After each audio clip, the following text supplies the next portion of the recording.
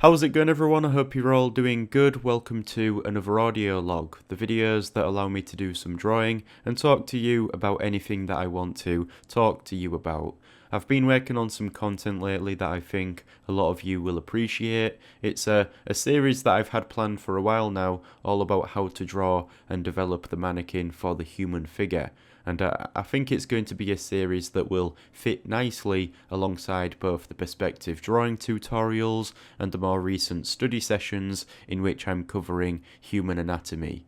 In a way, it should tie a link between both those types of videos because it obviously involves both of those subjects, right? Perspective comes into play when drawing the boxes and shapes that make up the mannequin, and so does anatomy as we begin to develop them. So I hope you look forward to that. I'm trying to get a few videos made first before I begin uploading them, but I'm making some steady progress with that. In fact, that's why I've missed a few uploads over the recent weeks. It's not like I haven't been doing anything, I've just been working on a few videos at once, but I'm sure it'll be worth the wait. So I've been working on that, and I've also been working my 9 to 5. I've been quite busy with that, obviously, and then as I mentioned in the last audio log, I've been doing a lot of work on my house lately. It actually feels like a home now, whereas a few weeks ago it was more like a building site. I will also give you all a tour of my office here when the time is right. It's not exactly how I want it to be yet. Anyways, life update aside, I do have something that I want to talk about in this audio log. I'm not sure if I've titled the video what I was thinking of titling it, but what I want to talk about today is what to do when you're not happy with your art and the progress you are making. I originally intended to talk about how to remain interested and also, I suppose, how to sustain an interest in drawing, right?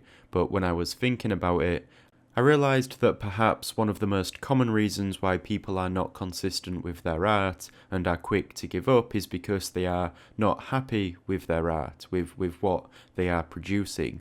You see, throughout my time on YouTube making drawing videos, I've seen a lot of comments from people who say they don't have a lot of confidence when it comes to what they create.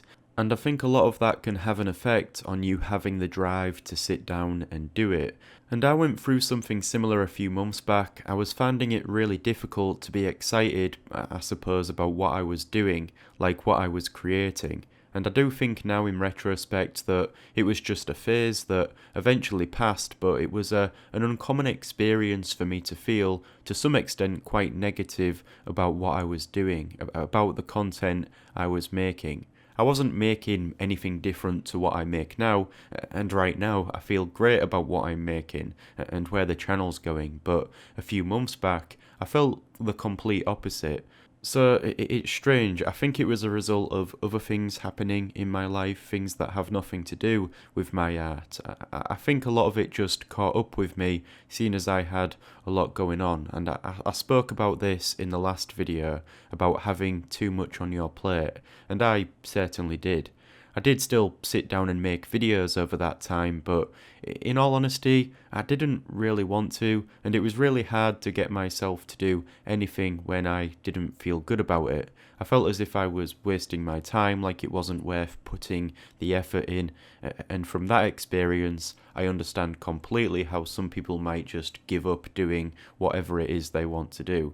It's so easy to just not bother doing what you should do when there isn't that driving force compelling you to do something. There's no motive, and for many of us that can come from a number of things. But as I said, a common one for artists or those who are trying to get better at their craft is not having confidence in their work. They spend time making something to only hate it afterwards and wish they hadn't bothered. And so if that's their response, then you can understand why it would be hard to have another go. It's like a snowball effect that can happen both ways, right? Like you can be on a roll and love what you have made, which then gets you excited to do it again, you build some momentum, and it feels easy to keep on going. But on the flip side, you could have a more negative response to what you have made, and so you lose some incentive to do more and to continue. It's not as rewarding when you spend a lot of time on something only to hate the results, and I've had that happen to me a lot, especially when I was learning how to draw. It's a common point of discussion on this channel, and I've said many times before that when you are learning how to draw and you are just starting out with anything really, you need to appreciate the smaller achievements. I mean, one thing that I think a lot of people don't acknowledge and give themselves enough credit for is actually showing up and putting in the time to learn. That in itself is progress on their part. It's not always about the results which come from putting in that time and effort, even though that's what we generally see as evidence, right? That's our point of judgment, I suppose. And if we don't see any results, we are quick to conclude that no progress has been made, when that's not necessarily the case. So I guess what I'm saying is that you shouldn't put too much pressure on yourself when it comes to making progress. Learning to do anything can be a slow and tedious process, and from my own experience, I've come to realise that the most important thing at the start is the time and effort you put into your craft. That should be the main focus at the start, sticking to a routine and being consistent, and from there the results will come gradually. Of course, I'm aware that all of that is easier said than done. You're still going to look and judge every drawing you make because that's just human nature. But when you look at your work and you're not happy with it, remind yourself that you are learning and have faith that with every drawing after that one, that there'll be some progress made. And going back to what I was discussing earlier, if you can, in a way, look at each piece as a stepping stone to your ultimate goal, then it'll be easier to continue doing what you want to do. Even though you might create a drawing that you're not happy with, that's still a step forward and you can learn from that, right? That's what I try to do. I try to figure out what it is I don't like about a drawing that I make, if that's not obvious, and then I try to make a point of learning from that, making sure I don't do the same thing again. Or perhaps it's something that reveals to me that I need to improve in a certain area, like my shading or proportions. Maybe from one drawing that I make, I realise that I need to practice drawing in perspective in order to improve. That in itself is very useful and gives the drawing some purpose. It's not being a waste of time, because now you know that your next stepping stone, let's say, is to now start studying perspective.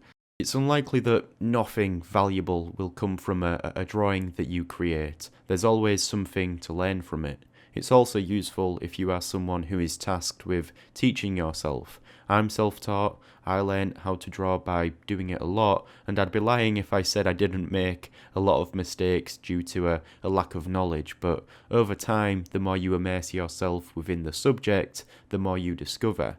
I'd always look online for guidance, and it took me a while for me to understand where I should be putting in the effort to learn what I want to do. But again, if I produced a drawing that I thought wasn't that good, I'd soon realise what I needed to improve upon. And so then I'd go online, I'd learn more about something, practice more by drawing more, and then gradually improve. It's interesting, right? Because from learning how to draw, I discovered that I could learn almost anything if I really wanted to. And the best thing about it is that I can do it on my own, obviously relying on the information and resources that are out there online, but I don't necessarily need a teacher. That doesn't mean to say teachers are not needed, because if you have the luxury of having a teacher or some kind of mentor to guide you, then you'll likely improve a lot quicker and be more efficient. But for a lot of us, we have to rely on ourselves. And so if you know how to teach yourself, then that's a great power to have. I think I mentioned this in a previous audio log, but I'm learning some visual programming software called Grasshopper, which is a plugin for some modelling software that I use at work called Rhino. And it's been a good few months now since I started to learn that, and I've come a really long way with it. Looking back, I knew nothing at all, but I'd try and spend an hour or two a day using the software, following tutorials, reading posts on the forums, and gradually I picked it up. Now I'd say that I'm fairly confident using the software to the point in which it's become a valuable skill, right? But throughout the process of me learning it, and I'm still learning, I did make a lot of mistakes, but I definitely learned from them, and the more time I spent using the software, the more I learned. And the same goes for drawing. So I guess I'm saying all of this in an effort to try and emphasize how important it is to keep going with things and to give some advice on how to view and overcome negative reactions to what it is you do. These are the things that I rely on when the going gets tough, let's say. That's when you need to really get your head down and try to look at the bigger picture. Because it's inevitable, right? Let's be honest. I still produce drawings that I'm not happy with and I get frustrated. I've spent hours creating drawings for videos that I don't end up using because I'm not happy with them. Also, I've said this before, but you are your worst critique. You're always going to judge what you do more than you judge what others do. At least I seem to do that anyways. Nobody knows us better than ourselves, and so when you look at something you've done in a negative light, you also have all of your insecurities, weaknesses, and fears to comprehend with. Another thing that I want to highlight here whilst I discuss all of this is the fact that there'll be good days and bad. Some days I'm feeling really good about what I'm doing and where I'm at, but other days I start to question what I'm doing and if I'm doing it right. It's a lot harder to move forwards with things and see those next stepping stones when you're in a rut like that. But again, it brings some comfort knowing that it's nothing uncommon. We all go through stuff like that, and it's, again, just part of the process. This is, to some extent, my contribution, right? Giving you some advice and talking about my own personal experiences. I hope that you can take something away from this video. I think I've said most of what I wanted to say on the topic, but if you have anything that you'd like me to talk about or any questions, then be sure to leave a comment and I'll get back to you. With that being said, thanks for watching and I'll see you in the next one. If you enjoyed the content I create, then do consider becoming a patron on Patreon. You will gain access to exclusive tutorials, study documents, process papers, real-time drawing footage and more. Plus you will also be supporting me in a more personal way. Other than that, thank you for watching this video and I'll see you soon.